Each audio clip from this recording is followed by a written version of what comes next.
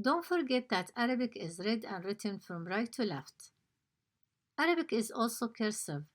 Think of Arabic writing like an artistic dance. Most letters in a word hold hands, connecting smoothly from one to the next. However, six of those letters like to hold hands with the preceding letter, but don't quite link arms with the one that follows.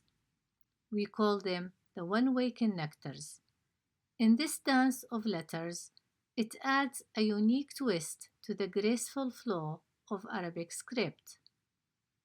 The six one-way connector letters are Alif, Dal, Dhal, Ra, Zay, Waw.